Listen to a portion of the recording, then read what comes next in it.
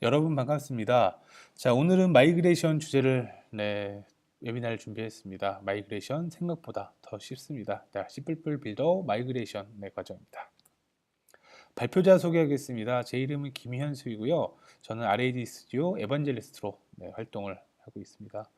자, 제 이메일과 그리고 테크 게시판 그리고 블로그 주소가 있습니다. 오늘 진행하는 내용이나 또는 평상시 궁금하셨던 내용들은 그 웨비나의 퀘스천 기능이나 화면에 이메일이나 테크 게시판에 남겨주시면 답변 드리도록 하겠습니다. 자, 오늘 준비한 내용입니다. 총 3가지 파트로 준비를 했습니다. 먼저 마이그레이션을 진행해야 하는 이유, 엠바카드로의 아타나스 포포브 본부장 개발자가 고민하는 마이그레이션 논쟁 해소를 위한 7가지 핵심 방안을 이라는 글을 남겼습니다. 저희 대부기업 테크 게시판에 이 내용을 잘 번역해서 등록을 해놨습니다. 이 내용 위주로 마이그레이션을 진행하는 이유, 그리고 제가 평상시 마이그레이션 하면서 여러분들이 도움이 되는 내용을 함께 소개하겠습니다. 자, 그리고 여러분들이 마이그레이션 진행 과정, 마이그레이션 프로세스 파트에서 살펴볼 거고요. 그리고 마지막으로 여러분들이 마이그레이션 할 때 도움이 될 수 있는 기술 소개하면서 세미나를 마치도록 하겠습니다. 첫 번째 파트에서는 마이그레이션을 진행해야 하는 이유에 대해서 함께 살펴보겠습니다. 엠바카드로의 아타나스 포포브 본부장은 개발자가 고민하는 마이그레이션 논쟁 해소를 위한 7가지 핵심 방안이라는 글을 등록했습니다. 자, 저희 대부기업에서는 테크 게시판을 통해서 해당 내용을 한글로 번역해서 등록을 해놨습니다. 여러분들 시간 내셔서 한번 보시면 많은 도움 될 것 같습니다. 자, 7가지 핵심 방안으로는 UI 업데이트, 모바일 앱 개발, 멀티티어 구조로의 확장, 웹화, 통합, 혁신, 레거시, 논쟁, 극복입니다. 자, 이번 세미나에서는 각 그 해당 주제 그리고 제가 생각하는 마이그레이션 이후에 더 좋아지는 내용들 그리고 마이그레이션 해야 되는 이유들을 함께 살펴보도록 하겠습니다. 자, 첫 번째는 UI 업데이트 살펴보겠습니다. 일반적으로 마이그레이션이라는 용어는 이전 버전의 소스 코드를 최신 버전에서 돌아가도록 조치하는 작업을 말합니다. 이 경우 사용자 입장에서는 바뀐 게 거의 없겠죠. 그래서 소스 코드 마이그레이션 작업과 UI 업데이트 작업을 함께 하면 매우 효과적입니다. UI 업데이트라고 해서 전체적인 UI를 개선하면 아주 좋지만 규모에 따라서는 매우 큰 작업이 될 수 있습니다. 대규모 UI 업데이트는 재개발 수준으로 계획하는 것이 효과적이고요. 작은 작업으로 큰 효과를 볼 수 있는 UI 업데이트를 계획하는 것이 좋습니다. 자, 예를 들어 보면 그 수많은 화면 중에서 메인 화면을 변경해서 한 번에 그 효과를 보거나 아니면은 어플리케이션의 스타일을 적용을 하거나 아이콘을 변경하는 등의 작업이 있을 것입니다. 이 작업들은 뭐 그리드, 버튼, 레이아웃 등의 UI 컨트롤들을 변경하는 것에 비해 상당히 작은 작업으로 큰 효과를 보게 됩니다. RAD 스튜디오도 최근 UI 개선 작업이 있었습니다. 복잡한 메뉴를 정리하고 새로운 다크 테마를 도입했습니다. 그리고 컴포넌트 아이콘을 심플하고 일관되게 변경했습니다. 느낌이 많이 달라졌고 아주 멋있다는 그 사용자들의 이야기를 많이 들었습니다. 여러분들의 제품에도 한번 시도해 보시길 바라겠습니다.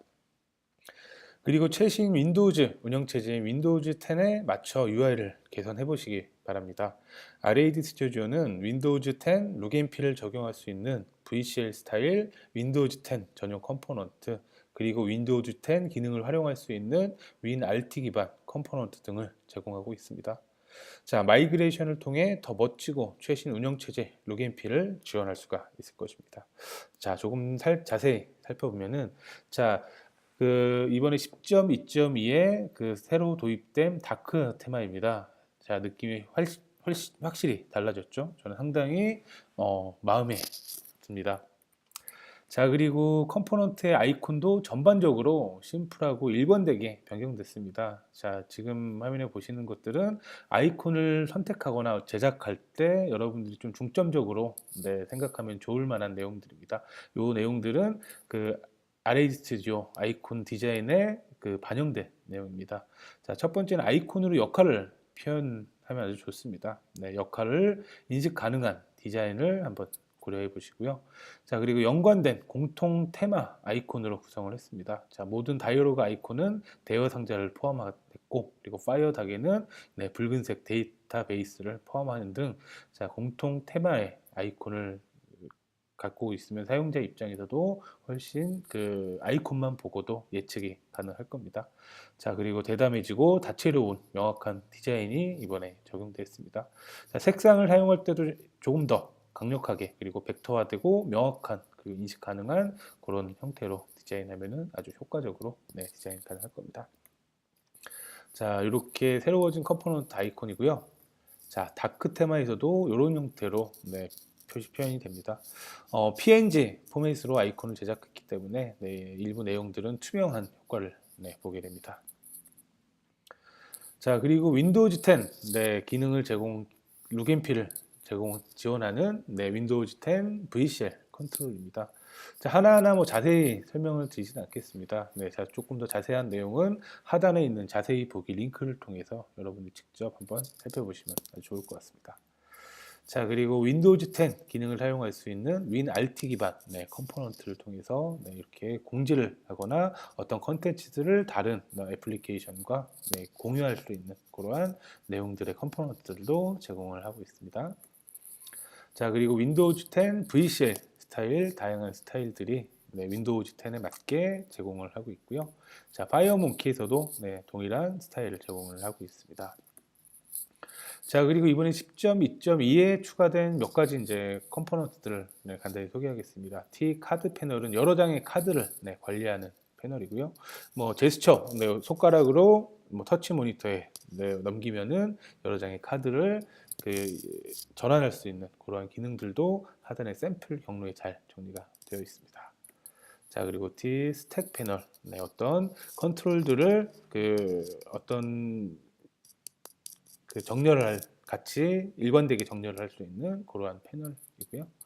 자, 그리고 윈도우 10 룩앤필에 맞게 날짜와 시간을 선택할 수 있는 T 데이트 피커 그리고 T 타임 피커 등등이 있습니다. 다음은 모바일 앱 개발입니다. 어느덧 스마트폰 채택률이 70%까지 오른다고 합니다. 없는 사람 빼고 다 스마트폰을 갖고 있는데요. 아마 여러분들의 제품과 사업에서도 모바일 앱을 이미 제공하고 있거나 필요한 분들이 대부분일 것입니다. 그만큼 일상적인 네, 상품이 되었죠. 자, 많은 분들은 아시겠지만 RA 스튜디오는 파이어모키 프레임워크 프로젝트로 안드로이드 iOS용 앱을 개발할 수 있습니다. 여러분들이 VCL로 개발하고 계시다면 파이어모키도 금세 공부의 프로젝트를 진행할 수 있을 겁니다. 모바일 앱 개발을 고민하고 계신 분들을 위한 팁을 하나 드리면 처음부터 너무 큰 목표를 잡지 마시고 작은 규모의 앱을 개발해 보시기 바랍니다. 예를 들면 처음에는 여러분들의 팀이나 네, 모바일이 필요한 다른 부서에서 사용하기 위한 간단한 앱을 한번 개발해 보시기 바랍니다. 이때는 화면이 조금 멋지지 않아도 기능이 적어도 완벽하지 않아도 될 것입니다. 이렇게 작은 규모의 앱을 한번 개발해 보시면 생각보다 어렵지 않다는 것을 아실 겁니다. 그 이후에는 아마 여러분들이 더 큰 규모의 앱을 계획하고 구상할 수 있는 밑거름이 될 것입니다. 그리고 아마 여러분들의 능력을 인정받을 수 있는 기회도 될 것입니다. 자, 좀 더 멋지게 디자인을 하고 싶다면 기본 제공하는 수십 종의 파이어모키 스타일을 적용해 보시거나 또는 해당 스타일을 마음에 들게 수정해서 사용해 보시길 바랍니다. 그리고 다양한 서드파티 앱의 디자인을 활용하는 그러한 방법도 있습니다. 조금 자세히 살펴보겠습니다. 자, 파이어모키 프레임워크를 이용할 때는 하나의 코드, 하나의 팀, 하나의 스케줄이라는 장점이 있습니다. 왜냐하면 하나의 소스 코드로 iOS, 안드로이드, 윈도우, 맥을 동시에 개발할 수 있습니다. 자, 하나의 코드, 하나의 팀의 주요 장점은 자, 개발자의 입장에서는 같은 시간에 더 인상적인 결과를 제공할 수 있습니다. 높은 생산성이죠. 하나의 소스 코드로 여러 개의 플랫폼을 개발할 수 있기 때문입니다. 자, 다음에는 관리자 입장에서는 앱 개발을 위한 모든 작업이 하나로 통합됩니다. 그래서 복잡성과 비용이 감소되겠죠. 자, 그리고 경영진 입장에서는 아무래도 빠르게 개발할 수 있기 때문에 빠른 시장 진입을 할 수 있기 때문에 기술 주도와 경쟁 우위를 지킬 수 있을 것입니다. 자, 어쨌든 한번 시작을 해보셔야 되겠죠. 자, 그래서 멀티 디바이스 앱을 개발하기 위한 뭐 시작하는 과정을 간단하게 한번 정리를 해봤습니다. 자, 안드로이드와 아이폰 그리고 윈도우, 맥 네 가지 플랫폼을 개발할 수 있습니다. 물론 리눅스도 개발할 수 있습니다. 자, 그래서 안드로이드 같은 경우에는 간단합니다. 그 우선은 안드로이드 휴대폰이나 또는 태블릿이 있어야 되고 그 휴대폰이나 태블릿에 제조사에서 제공하는 USB 드라이버를 설치한 다음에 자 USB 케이블을 그 연결해서 몇 가지 설정만 하면은 바로 그 폰으로 빌드해서 컴파일하고 뭐 실행까지 하고 디버깅까지 할 수가 있습니다. 자, 반면에 아이폰은 약간 복잡합니다. 우선 애플 개발자 계정이 필요하고요. 그리고 하나의 맥이 필요합니다. 대신 그 한 팀의 여러 명의 이제 델파이 개발자가 아이폰 앱을 개발한다고 하면은 하나의 맥만 있어도 됩니다. 예를 들면은 맥미니 같은 걸 하나 사무실에 준비해 놓고 나머지 개발자분들은 그 윈도우에 설치되어 있는 델파이 또는 C++ 빌더에서 그 해당 맥에 설치되어 있는 그 PA 서버라는 걸 설치를 하게 되는데 그 PA 서버의 IP 포트를 설정함으로써 그 맥에 연결해서 개발, 컴파일, 실행까지도 할 수가 있습니다. 자, 윈도우 같은 경우에는 종전에 VCL 개발하는 것과 동일한 방식으로 개발할 수가 있고요. 자, 그리고 OX10 같은 경우에는 아이폰과 마찬가지로 PA 서버를 맥에 설치한 다음에 실행하고 IDE에서 해당 PA 서버와 IP 포트를 연결해서 자, PA 서버는 원격 디버깅 같은 역할을 합니다. 네, 이렇게 준비를 하면 되고요. 네, 자, 조금 더 자세한 내용들은 하단에 있는 링크를 통해서 한번 살펴보시길 바라겠습니다. 자, 그리고 여러 가지 이제 모바일 개발 사례를 정리를 해봤습니다. 화면에 보이면 보시는 것 같이 제일 왼쪽에 있는 수협에서 어업에 관련된 정보들을 제공해주는 앱이 이 델파이로 개발이 되어 있고요.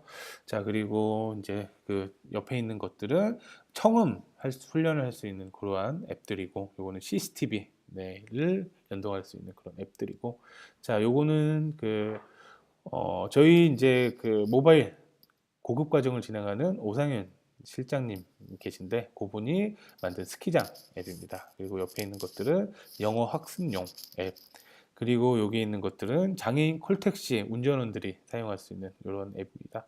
자, 저는 이렇게 다양한 앱들이 있습니다. 하지만 가장 가치 있는 앱 중에 하나가 이 장애인 콜택시 운전원 앱이라고 생각합니다.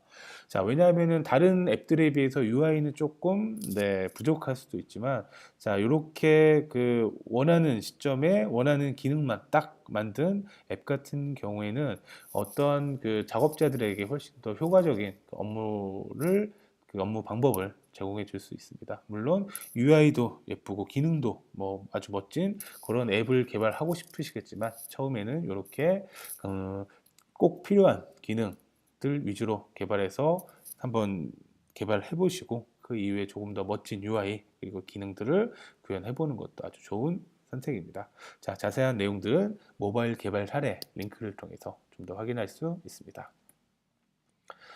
자, 그리고 조금 전에 그 스키장 앱을 개발한 오상현 실장님께서 얼마 전에 그 파이어몽키 디자인할 수 있는 멋진 컴포넌트 셋을 그 공개를 했습니다. 자, 라피드 디자인과 라피드 디자인 차트 이 두 가지 앱들입니다. 자, 이렇게 화면에 보이는 것 같이 멋진 디자인을 할 수 있도록 도와주는 그러한 컴포넌트입니다. 구입 또는 뭐 자세한 내용들은 하단에 나와 있는 fmxdesign.com에서 확인할 수 있습니다. 이번에는 멀티티어 구조로 확장에 대해서 알아보겠습니다. 아마 여러분들의 고객들은 모바일 웹, 사물 인터넷 등으로 여러분들의 서비스를 이용하고 싶어 할 것입니다. 이제 다양한 종류의 디바이스와 서비스들에게로 데이터를 제공해야 되고 여러분들의 DBMS뿐만 아니라 뭐 클라우드 또는 주변의 사물들에 있는 정보들도 고객에게 제공을 해야 될 겁니다. 자, 만약 여러분들의 서비스가 CS 방식이라면 이제 멀티티어 아키텍처를 준비해야 할 시기입니다. 사실 아키텍처의 변화는 어렵고 만만치 않다고 느낄 수 있습니다. 엠바카데르는 이런 아키텍처 변화를 좀 더 쉽게 만들어줄 RAD 서버와 같은 훌륭한 멀티티어 아키텍처 지원 기능을 선보였습니다. CS 구조의 프로젝트를 멀티티어 구조로 다시 작업하는 것은 여러분들이 생각보다 그렇게 어렵지 않습니다. 물론 구축 방법에 따라 차이는 있을 수 있습니다. 많은 개발자분들과 이야기해보면 처음 시작하기에는 두려웠지만 실제 작업은 생각보다 훨씬 작은 노력으로 가능하다는 것을 알았다고 합니다. 그리고 확실히 자바와 같은 다른 언어로 개발하는 것보다 시간과 비용이 크게 절감되었다고 이야기합니다. 자, 좀 더 자세히 살펴보겠습니다. 자, 그 서버 아키텍처를 살펴보겠습니다. 투티어 같은 경우에는 여러분들이 이제 클라이언트의 GUI 그리고 업무 로직 그리고 데이터베이스와 연결하는 DB 액세스 기능을 클라이언트에서 모두 구현하고 그리고 실제 데이터가 담겨져 있는 DB 서버와 이렇게 연결하는 방식입니다. 자, 여기에는 뭐 별다른 서버가 존재하지 않겠죠. 자, 반면에 이제 멀티티어는 그 클라이언트와 DB 서버 사이에 중간 계층이 포함됩니다. 자, 전통적인 모노리틱, 일명 통짜 서버 같은 경우에는 업무 로직과 DB와 연결하는 그런 로직들이 그 미드웨어 서버에 위치를 하게 되고요. 자, 요즘 뭐 많이 사용되는 마이크로 서비스 같은 경우에는 자, 미드웨어 서버를 조금 더 작은 단위로 나눠서 그 각각의 역할별로 서비스를 개발하고 그 서비스들을 조합해서 원하는 전체 서비스를 제공하는 그러한 개념입니다. 이렇게 작은 서비스들로 구성을 하는 구조입니다. 자, 그래서 이제 RAD 서버를 이용해서 멀티티어를 손쉽게 구축할 수 있기 때문에 몇 가지 좀 자세한 주요 내용들을 살펴보겠습니다. 자, RAD 서버는 델파이와 C++ 빌더로 구현할 수 있는 완벽한 백엔드 솔루션입니다. 서비스 기반의 애플리케이션을 신속하게 구축하고 배포하는 기능들을 일괄적으로 제공하고 있고요. 자, 델파이와 C++ 빌더에 REST 그리고 JSON API를 제공할 수도 있고 그리고 그런 이제 보통 엔드포인트라고 합니다. 그런 사용자들이 요청하는 그런 내용들을 그 관리하고 모니터링 할 수 있는 기능들 제공을 합니다. 자, 미드웨어 서버이기 때문에 여러분들의 DBMS와 연결하고 그리고 원하는 정보를 제공해주는 통합 미드웨어 그 역할을 하게 되고요. 그 외에도 뭐 사물 인터넷 데이터를 수집할 수 있는 엣지웨어 그리고 그 사용자 관리, 그룹 관리, 접근 제어 그리고 API 분석 등과 같은 그런 자주 사용되는 기능들은 기본적으로 이제 내장된 기능을 사용을 하게 됩니다. 그리고 모바일 푸시 알림, 위치, 그리고 근접성, 비콘펜스 등과 같은 기능들도 추가로 제공을 하고 있고요. 자, 하단에 나와 있는 링크는 REST API 서버를 이제 개발할 수 있는 방법을 따라하기 형태로 제공을 하고 있습니다. 그래서 이 내용을 보시면은 요건 간략하게 설명됐던 내용들을 조금 더 자세하게 살펴볼 수 있을 거니까 관심 있으신 분들은 참고하시길 바라겠습니다. 자, 이렇게 서버가 있으면 클라이언트에서 접속해서 필요한 데이터를 가져오거나 데이터를 전달하는 역할을 해야 합니다. 자, 대표적으로는 REST 클라이언트 라이브러리가 그런 동작을 하기 위해 제공되는 기능입니다. 자, REST 서비스에 손쉽게 연결하고 데이터를 주고받는 기능을 제공을 합니다. 자, 그리고 서버가 JSON 포맷의 데이터를 제공할 경우에는 JSON 포맷을 구문 분석하는 라이브러리를 제공하기 때문에 여러분들이 익숙한 데이터셋 기반으로 최종적으로 데이터를 활용할 수가 있습니다. 그리고 OAuth2라든지 다양한 인증 방법을 제공을 하고 있고요. 그리고 JSON 데이터를 데이터셋으로 변환해주는 그 어댑터 기능도 제공을 하고 있습니다. 자, 그리고 프로토타입과 테스팅이 가능한 REST 디버거 같은 주변 도구들도 제공을 하고 있습니다. 자, 이 또한 마찬가지로 하단에 따라하기 형태로 앞에서 만들었던 RAD 서버와 연동할 수 있는 클라이언트를 개발하는 과정들이 있는데 이 과정 이후에는 여러분들이 사용하기 편한 데이터셋 기반으로 서버와 클라이언트를 연동하는 그러한 내용들도 있으니까 관심 있으신 분들은 참고하시면 도움이 많이 될 것 같습니다. 이번에는 웹API, 웹파를 주제로 진행하겠습니다. 아마 여러분들의 고객들도 웹으로 여러분들의 서비스를 이용하고 싶다고 하는 분들이 많이 있으실 겁니다. 자, 엠바카데루는 작년 8월에 센차이 EXT.js 기술과 UniGUI라는 기술을 인수해서 여러분들의 서비스를 웹으로 제공하는 방법을 제공합니다. 현재 엠바카드로는 EXJS와 UniGUI 그리고 RAD 서버를 통합해 현재 개발 방식을 유지하며 웹 클라이언트와 서버를 개발하는 방법을 제공하기 위해 노력 중입니다. 자, 사실 이 기술은 저도 아직 학습이 완벽하게 되지 않았습니다. 그래서 조금 더 학습한 다음에 이 주제를 가지고 다음에 웨비나를 통해 찾아뵙겠고요. 그 전에는 센차의 EXT.js와 그리고 유니GUI 웹앱 개발하는 그 정보를 해당 링크에서 한번 살펴보시면 도움 되실 것 같습니다. 자, 이번엔 통합에 대해서 살펴보겠습니다. 혹시 클라우드에 데이터를 사용하시나요?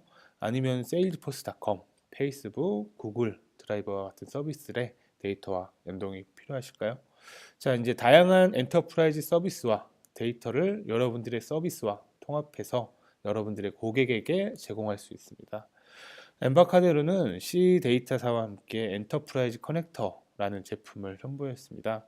엔터프라이즈 커넥터는 파이어닥 기반으로 여러분들에게 익숙한 DBMS 사용 방식과 같은 방법으로 클라우드 또는 다양한 엔터프라이즈 서비스의 데이터와 연결하고 수정할 수 있도록 기능을 제공합니다. 자, 이 모든 것들은 컴포넌트 기반으로 구현됩니다. 좀 더 자세히 살펴보겠습니다. 자, 엔터프라이즈 커넥터는 그 오른쪽에 보시는 것과 같이 게딧 패키지 매니저를 통해서 설치를 하게 됩니다. 자, 트라이얼은 무료로 받을 수가 있고요. 이것들은 필요한 데이터에 따라서 그 필요한 에디션으로 구입을 해서 사용하실 수 있습니다. 자, 엔터프라이즈 데이터 연동 컴포넌트이고요. 여러분들에게 익숙한 DBMS 데이터셋 기반으로 파이어닥 드라이브로 각각의 이제 서비스별로 파이어닥 드라이브로 제공하기 때문에 필요한 데이터들은 게딧 패키지 매니저에서 한번 설치해서 한번 받아보시기 바라겠습니다. 빙, 구글 드라이브에 문서, 엑셀 그런 것도 가능하고 엑셀이라든지 세일즈포스닷컴, 페이스북, 트위터 등등과 같은 다양한 클라우드부터 엔터프라이즈 데이터들을 연동을 할 수가 있습니다. 자, 여기는 CRM 그리고 마케팅, ERP, 협업, NoSQL, 빅데이터, 이커머스, 파이낸스 등 총 100여 개 이상의 그 다양한 데이터들을 연동할 수 있는 컴포넌트를 제공합니다. 자, 조금 더 자세한 내용은 하단에 있는 링크를 통해서 살펴보실 수 있습니다. 자, 엔터프라이즈 커넥터와 연동하는 그런 내용들의 아티클이 몇 개가 있어서 소개합니다. 자, 오른쪽에 보시는 것과 같이 구글 드라이브 데이터와 연동하는 내용들도 있고요. 세일즈포스와 데이터 연동하기, 그리고 트위터와 데이터 연동하기 등등 몇 가지 데이터와 연동하는 내용들을 데모를 통해서 살펴볼 수 있습니다. 이번 주제는 혁신입니다. 작년 사물인터넷 산업 분야가 7조 원대로 23% 성장했다고 합니다. 사물인터넷 핵심 기술 중 하나가 비콘이죠. 자, 비콘은 RAD 스튜디오에서 무료 컴포넌트로, 기본 컴포넌트로 제공되기 때문에 손쉽게 비콘 기능을 구현을 할 수가 있습니다. 자, 이와 같이 RAD 스튜디오는 혁신의 수억 원에 달하는 비용이 들지 않습니다. 비콘 외에도 블루투스 그리고 블루투스 LE, 레이스 클라이언트와 넷 HTTP 클라이언트 그리고 TCP, IP 또는 외부 라이브러리 연동과 같은 거의 대부분의 사물 인터넷 장비 또는 센서와 연결할 수 있는 기술을 제공합니다. 이미 산업 현장에서 델파이 많이 사용하죠. 공장 자동화와 스마트 팩토링 등 그리고 특히 반도체와 같이 섬세한 작업과 성능이 요구되는 분야에서 델파이를 아주 많이 사용하고 있습니다. 그리고 또 다른 예로 얼마 전에 제가 안드로이드와 그 RFID 리더와 바코더를 연동하는 작업을 진행을 했습니다. 그때도 제조사에서 제공하는 그 자르 파일에 라이브러리 파일을 연동해서 성공적으로 진행을 했고 그 내용도 저희 테크 게시판에 공유를 했습니다. 자, 이렇듯이 다양한 사물인터넷 장비들과 연동할 수 있는 기술이 이미 델파이 또는 C++ 빌더에 기본적으로 제공되어 있습니다. 자, 조금 더 자세히 살펴보겠습니다. 자, 비콘 펜스라는 기술도 좋을 것 같아서 소개를 해드립니다. 자, 비콘 펜스는 크게 두 가지 주요 기능을 제공을 하고 있습니다. 바로 비콘 존 펜싱 그리고 비콘 맵 펜싱. 자, 존 펜싱 같은 경우에는 특정한 지역의 입장 또는 퇴장을 감지할 수 있습니다. 자, 비콘은 주기적으로 신호를 발생을 하고요. 그 신호를 모바일 앱에서 받아서 약 3가지의 신호를 받으면 현재 위치를 파악할 수 있다고 합니다. 그런 기술을 통해서 특정 지역에 진입하거나 퇴장할 때 감지하고, 자, 그래서 구역별로 설치된 비콘 신호를 이용해서 이런 기능이 구현된다고 합니다. 그리고 비콘 맵 펜싱, 보통 이제 내비게이션 같은 경우에는 위성 신호를 받아서 그 현재 위치를 파악하고 길을 안내를 하죠. 하지만 실내에서는 위성 신호가 뭐 정확하지가 않습니다. 그래서 비콘을 실내에 설치한 다음에 그 신호를 통해서 실내외에서 길 찾기 또는 지정 구역의 입퇴장 등을 감지할 수 있는 기술이 비콘 맵 펜싱입니다. 자, 이 비콘 맵 펜싱에는 맵 에디터를 제공을 합니다. 이 맵 에디터에 여러분들이 필요한 지도를 올려놓고 배율을 지정한 다음에 지도 위에 비콘을 설정하고, 그리고 경로를, 사람들이 다닐 수 있는 경로를 설정하고 특정 지역을 설정하는 등으로 설정해 놓으면은 그 다음에 이 비콘 펜스가 구현된 앱이 실행을 하면은 화면에 보이는 것 같이 현재 어떤 위치에 있는지, 그리고 어떤 길을 통해서 찾아갈 수 있는지 등을 확인할 수가 있습니다. 자, 요 비콘 펜스에 대한 좀 더 자세한 내용과 데모는 하단에 있는 링크를 통해서 살펴보시길 바라겠습니다. 자, 거기에는 이제 비콘 존 펜싱, 이런 데모가 있습니다. 자, 특정 2개의 지역에 비콘을 설치한 다음에 이 지역을 설정하고 존 1에 갔을 때는 뭐 델파이 비긴인데, 존 2에 갔을 때는 또 다른 잭 등과 같이 어떤 지역에 갔을 때 그 해당 지역에 관한 도서 정보를 표현하는 그런 데모입니다. 이것도 한번 확인해 보시고요. 자, 비콘 맵펜싱은 저희 이제 대부기업 사무실에서 특정 지역을 경로를 설정한 다음에 비콘을 설정해서 그 비콘 신호를 이용해서 그 실내에서 길 찾는 기능도 구현을 해봤습니다. 마지막 주제는 레거시 논쟁 극복입니다. RAD 스튜디오, 특히 델파이는 오래된 유물이라는 일부 잘못된 인식이 있습니다. 델파이 3 또는 5와 같이 오래된 버전은 뭐 그래도 유물로 볼 수도 있을 것 같습니다. 하지만 최신 버전인 10.2 도쿄도 유물일까요? RAD 스튜디오는 다른 개발 도구와는 다르게 꾸준하게 기술 개발에 투자하고 혁신하며 발전해왔고, 그리고 계속 발전하고 있습니다. 또한 시대의 흐름에 맞게 안드로이드, iOS, 윈도우, 맥, 리눅스까지 대부분의 플랫폼을 지원하고 마이크로 서비스 아키텍처와 같이 최신 아키텍처 등과 같은 기술을 제공합니다. 자, 화면에 보이는 것 같이 델파이와 C++ 빌더로 VCR, 파이어몽키, RTL 등의 프레임워크 이용해서 다양한 플랫폼을 동시에 개발을 할 수가 있습니다. 자, 그리고 무엇보다 위의 기능들을 매우 높은 생산성으로 손쉽게 구현할 수 있다는 장점은 아마 다른 개발 툴보다 훨씬 델파이가 앞서 나가는 그런 장점이 아닐까 생각합니다.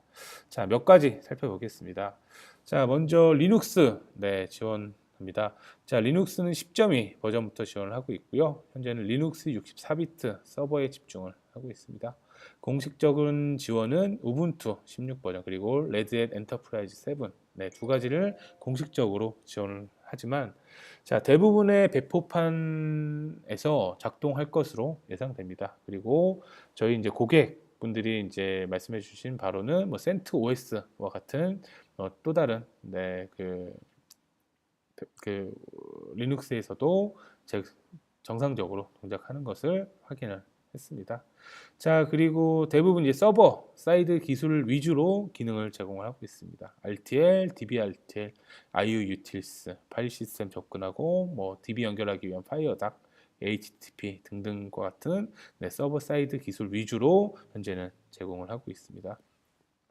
혹시 뭐 클라이언트용 리눅스가 필요하신 경우에는 자, FMX 리눅스라는 기술이 있습니다. FMX 리눅스.com으로 들어가시면 서드 파티 기술을 통해서 델파이 또는 델파이로 리눅스 클라이언트 어플리케이션을 개발할 수가 있습니다. 자, 그리고 안타깝지만 C++ 빌더 같은 경우에는 아마 다음 버전 10.3 버전에 리눅스 지원을 할 것으로 예상되어 있습니다. 자, 참고로 리눅스 서버 지원은 엔터프라이즈 아키텍처 에디션에서만 제공을 하고 있습니다.